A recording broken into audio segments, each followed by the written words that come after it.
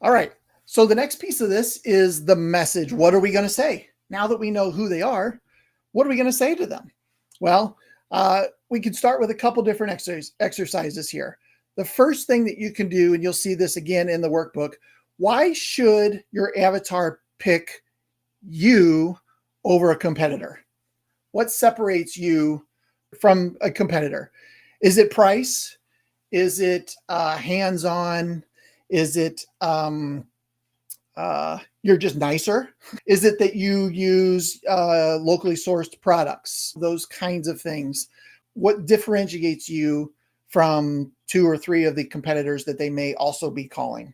And then the second part of this is, what benefits do you offer that they will resonate with? So if you go back and look at their fears and their goals, what are some of the things that you offer that talk to those particular fears and goals? On the benefit side, by the way, this is, you want to talk about benefits, things that they're going to, that's going to improve their situation. And then the pain points. Are there things on the fears and implications, their worries that you could kind of poke at and say, our installers would never show up with muddy shoes, or our installers take their shoes off and put on booties, footies, or whatever they're called, those kinds of things. What are some pain points that you can poke at that they're worried about? Always on time, or, we'll be there within 30 minutes of the scheduled time. Hopefully not that, but whatever it is. Here's some ideas for you. Upfront pricing, free estimates, in-home consultations. That's a big one. A lot of you do that. On to every time. There's a lot of different things that you could potentially put in here that would help your, I'm going to turn my phone off. It's making noise there. That could help with your messaging. Anybody want to share one in the chat that is something that they offer that maybe their competitors do not offer? I'd love to learn what you guys are doing. We do have a couple clients that compete just on price, and they are going after those bargain hunters, or maybe the Lowe's and Home Depot type shoppers. There are other clients of ours that only do high-end luxury consultations, right? They go the one-on-one route. We're going to be with you every step of the way, those kinds of things. And obviously there's a lot in between there that you could offer as well. So in-home consult is, that's a big one. Virtual consults, not so much a thing as they were maybe 2 years ago, 3 years ago. But that is something that maybe could differentiate you as well.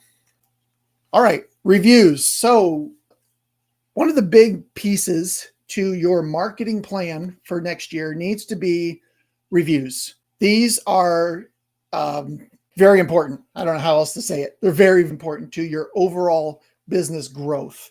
Now, one thing I do want to mention here is the difference between reviews and testimonials. And really, it's just semantics, but Google pays attention to reviews that are left on their platform, of course. They pay attention to reviews that are left on trusted platforms such as Facebook, Yelp, Foursquare, those types of sites. But they don't pay attention to the reviews that you publish on your website. And they don't pay attention to those because those testimonials could be totally made up. You could make up the best, most raving things about yourself. And maybe you're not. Maybe they're really legit testimonials that you've received, but Google's not going to trust them. They're not going to give you any credence or any value to those long term. So, all right, let's see here. That's a big piece. Now, there's also something called social proof. And social proof is this phenomenon that if other people are engaging with something, I'm more likely to engage with that thing, right? If you go to Facebook and there's a funny post and there's 22 comments, you're more likely to leave a comment on your own versus if it has 0 comments. So the social proof is a big part of reviews. The more reviews somebody has, the more people mentally say, well, that's probably the business to work with, right? Here's an example. Shades by Design with, what is that, 61 reviews. Biscayne Decor, 5 reviews. Shade Store, 14 reviews. And Shade Store only has a 3.9 star rating. So even though they've got more reviews than Biscayne Decor, they've got a lower overall number average. But the obvious choice here for most people that are searching, especially on cell phones, they're going to choose Shades by Design. 61 reviews, almost 5.0 stars, very close, right?